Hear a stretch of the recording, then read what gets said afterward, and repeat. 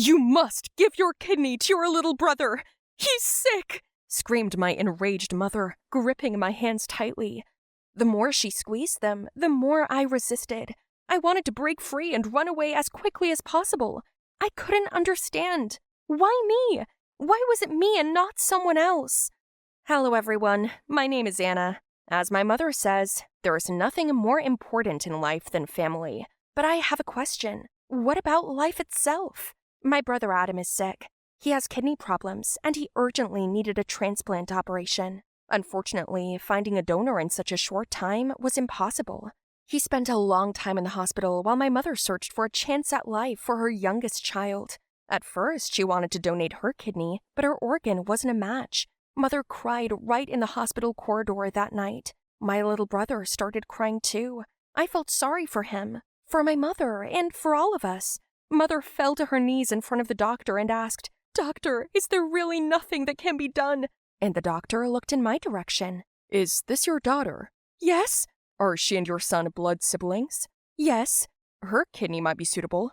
We need to conduct tests and examinations. Has she eaten today?"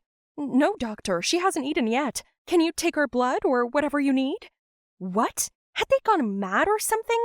No one even bothered to ask me. What about what I want? "Mom, what are you doing? I don't want to become a donor for Adam." What nonsense! Doctor, don't listen to her. I am her guardian and I make the decisions. "Mom, what are you doing? I want to live a normal life." "Will you live it normally if your brother dies?" Her words sounded terrifying, but my response was even more frightening.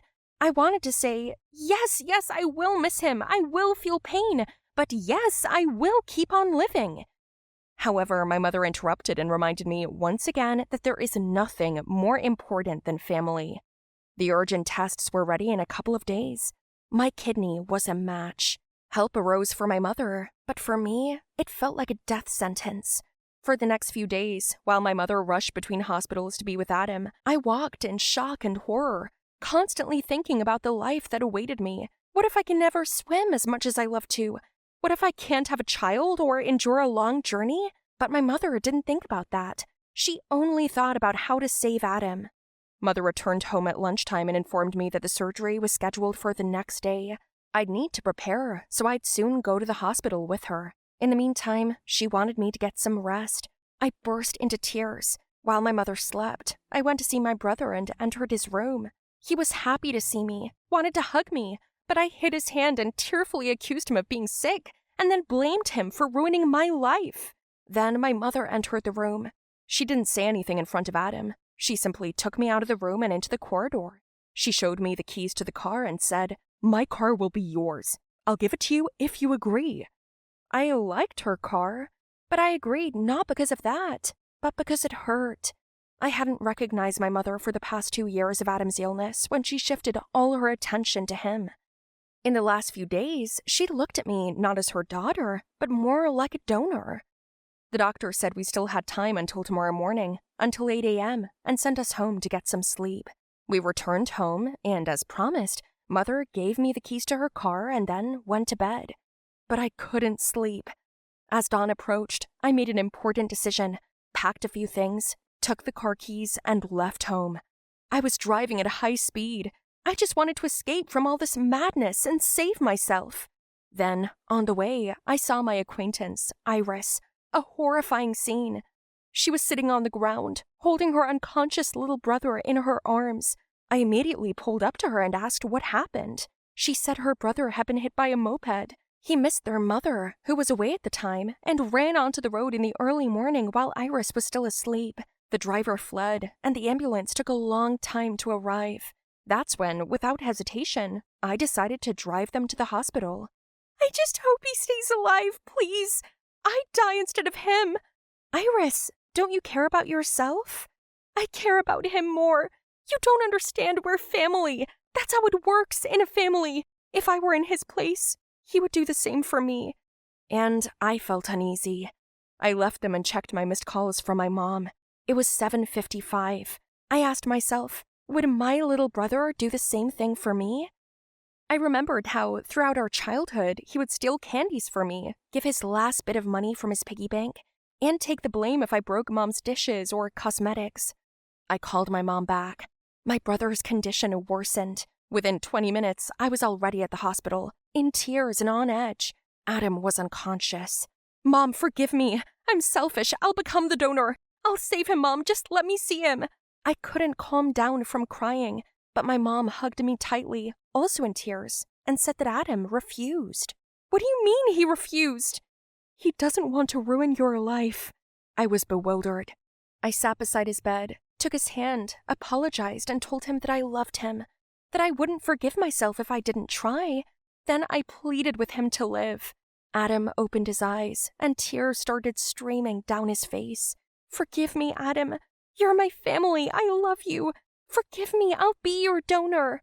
Suddenly, a doctor rushed into the room. We found another donor. Quickly, to the operating room, the doctor shouted. No, not you! I shouted from backstage, seeing how my brother showed up instead of me. Eli and I have hated each other since childhood, and in the end, he decided to destroy my entire life. I'll tell you how it went down. So, we plotted against each other. Eli just loved being an actor. He always said he wanted to become one when he grew up. But before that, he began to steal my things. My dresses, my shoes, and walk around the house, drive in the streets in this. He said that he liked the image, but I yelled that he'd gotten into my room. My parents couldn't do anything. That's his creative nature, they said. I was like that too, I guess, only I love to sing. I was the best at school. I was preparing to compete in the largest project among meat refusers on behalf of the mayor of the city and receive a prize for the best vocals, a trip to the school of Eric Brown, the best singer born in our lovely city. By the way, yes, I gave up on meat at 8 years old.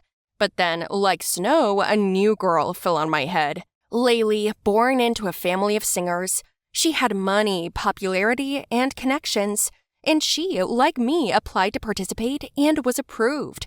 So, who do you guys think won? Place your bets. My brother laughed when he saw my face at that moment, and I was ready to shower him with the bananas in my hands. No, I'll show them all. Yes, I will perform so everyone will go nuts. They'll ask for an encore, I shouted, nervously stepping from room to room. Sister, what are you about? What if Layla turns out to be cooler? I heard her rehearse. She is fire. If you don't want me to kill you, shut up. I can never expect support or kindness from you. Why do I have a brother? I threw my purse in his direction, and he was like, Oh, is this new? It suits me, and ran away. The competition was serious, so I sewed an individual dress of my own design in order to emphasize my individuality. After 2 weeks of hard rehearsals, I came home after studying for a control rehearsal and trying on my new look. When I entered my room, oh no, where was my dress? Eli! I shouted to the whole house, but my bastard brother wouldn't pick up his phone and he was nowhere to be found. I knew where to look. Eli went to the same steakhouse almost every day. He ate his meat there. I went there to catch him, and I wasn't mistaken. Where's my dress, you goat? I said without taking off my glasses. How rude. I'll give it to you. Just sit down. I was paying you back for hitting me in the eye with your banana. Look. He took off his glasses, and there was a clear bruise under his eye. You know how much I love my face. Now you have to give me something in return to get your dress back. Are you serious? I have a concert tomorrow, Eli. Please just give it to me. Try this piece of meat, and I'll give you your dress. I don't eat meat. Are you kidding me? My eye hurts. It'll need to heal for at least 2 weeks. If you need this dress, eat. I was angry, but there was no way out. Somehow stuffing a piece into my mouth, I slowly chewed the steak until nausea began inside. Then I spat it out, unable to swallow it. I returned home in tears. In the evening, Eli came up to me, and to calm me down, he said that he'd bring the dress to my concert, as he'd found a hole in the hem and his master promised to fix it. The next day, just before the performance, I was still waiting for my brother, but he was nowhere to be found. Hiding backstage, I sat on the floor and began to cry and talk about how I hated him. Just then, my name was announced, and Eli walked on stage in my dress, my shoes, my glasses, and a wig. What the hell is he doing? I asked myself, and froze. Then suddenly, something happened. I saw Laylee in the wings pouring a bucket of rotten eggs on him. And for a moment, a video appeared on the screen behind me.